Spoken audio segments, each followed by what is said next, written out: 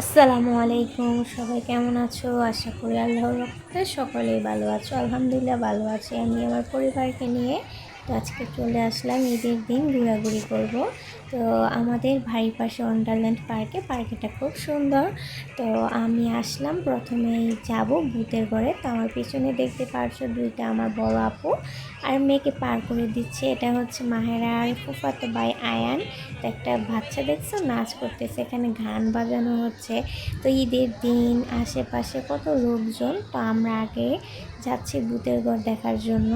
তো ভূতের ঘরে এখানে অনেক মানুষজন থাকায় বেশি উৎসাহ বেড়ে গেছে।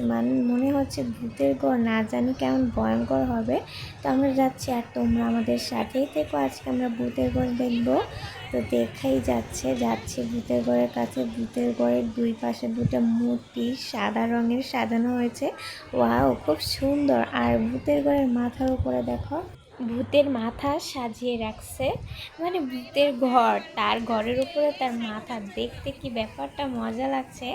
আর হচ্ছে গিয়ে দেখো এখানে দেওয়ালে আছে কালো রঙের একটা ছবি, আর চোখ দুটা কেমন সাদা করে আর্ট করে রাখছে।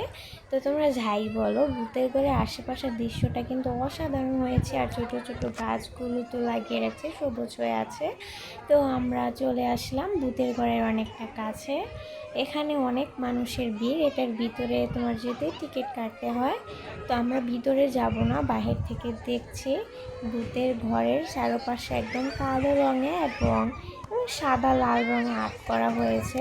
তো আপুরও আসছে, তো আমি মাহেরার সামনে আগে চলে আসছি। তো মাহেরা দেখো একা একা দাঁড়ায় দেখছে যে এগুলো কি, সে তো বুঝে না। তো আমি কিন্তু টিকিট ছাড়াই ভিতরে চলে যাচ্ছি। তো তোমরা চলো আমার সাথে। ও বাবা, এ কি দেখো দুপাশে কেমন। এটা কিন্তু আসলে এটা সাদা কাপড়ে লাল রঙের হচ্ছে বাতাস দিয়ে দিছে। তো যাই হোক, দেখতে কিন্তু ব্যাপারটা অসাধারণ লাগছে আমার কাছে। চোখ দুটো লাল, তো অনেক ভয় পাইছি, মজাও লাগছে। তো সবাই ভালো থেকো, আল্লাহ হাফেজ।